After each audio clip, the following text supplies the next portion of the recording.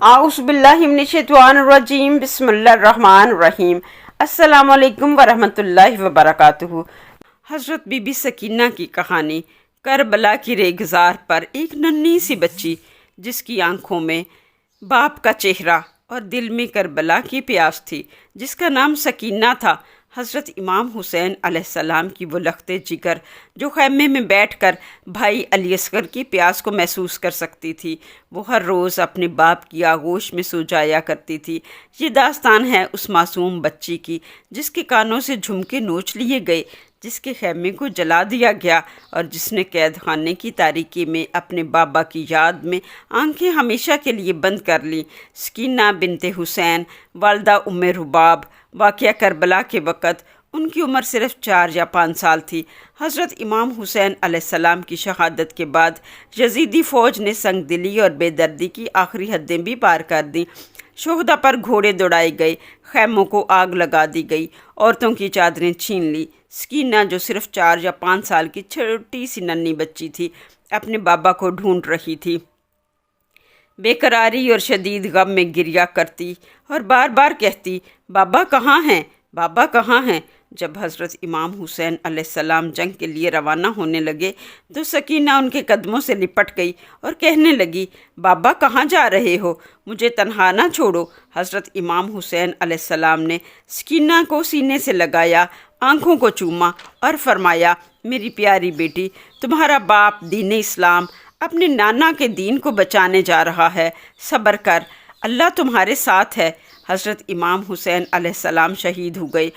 सकीना के खैमे को आग लगा दी गई। सकीना रोती खैमे से बाहर भागती है, शुहदा की लाशों के पास आती है, अपने बाबा को तलाश करती है, लाशों से टकराती है, ठोकरें खाती, बाबा बाबा पुकारती, गिरिया करती जा रही थी कि एक यजीदी सिपाही आगे बढ़ा, सकीना के कानों के झुमकों पर झपटा। जालिम ने सकीना की बालियों के हसूल के लिए सकीना के कान चीर डाले, कानों से खून बहने लगा। जालिम ने कानों की बालियों के हसूल के लिए सकीना के कान चीर डाले, कानों से खून जारी हो गया। हज़रत सकीना खौफ से कांपने लगी और रोने लगी, मगर जालिम को रहम न आया। यजीदी लश्कर ने बेबस ख़वातीन और बच्चों को कैदी बनाया। सकीना समेत तमाम अहले हरम को हाथों में रस्सियों और जंजीरों से जकड़ दिया गया। 4 साल की मासूम बच्ची, जो कल तक अपने बाबा की गोद में खेलती, अपने बाबा के सीने पर सोती, अब कैदियों की सफ़ में चल रही थी। ना पाँव में जूते थे, न सर पर चादर थी। यजीदियों ने कैदियों को बेकजावा ऊँटों पर बिठा दिया, यानी ऐसे ऊँट जिस पर सवारी के बैठने के लिए कोई सहूलत मौजूद ना हो। ना पाला था, ना कजावा, ना पर्दा। सख्त धूप, थकन, ज़ख़म और बेपर्दगी में उन्हें सफ़र करवाया गया। बीबी सकीना बार बार अपने बाबा को याद करती और पूछती, बाबा कहाँ हैं, मुझे बाबा के पास जाना है। बाज़ रवायात में आता है, जब हज़रत इमाम हुसैन अलैहिस्सलाम का सर नेज़े पर नज़र आया तो बीबी सकीना चीख मार कर रोने लगी। अपनी फूफी ज़ैनब से पूछती है, फूफी अम्मा, क्या मैंने कोई गलती की है, मुझे क्यों कैद किया गया है। कैदियों को पहले कूफा में इब्ने ज़ियाद के दरबार में लाया गया, फिर यजीद के दरबार में शाम ले जाया गया। हज़रत इमाम हुसैन अलैहिस्सलाम के सर को तश्तरी में रख कर यजीद को पेश किया गया। सकीना ने अपने बाबा के कटे सर को देखा तो चीखें मार मार कर रोने लगी। अहले बैत को कैद खाने में कैद कर दिया गया। बीबी सकीना ने कैद खाने में परिंदों को उड़ते देखा तो अपने भाई ज़ैनुल आबिदीन से पूछा, भैया ये परिंदे कहाँ जा रहे हैं। ज़ैनुल आबिदीन ने कहा, ये अपने घर जा रहे हैं। सकीना मासूमियत से पूछती है, भैया हम घर कब जाएंगे। सब अहले बैत ज़ारो कतार रोने लगते हैं। एक दिन बीबी सकीना ने ख्वाब में अपने बाबा को देखा। वो देखती है बाबा हुसैन अपनी शहज़ादी को गले से लगा रहे हैं।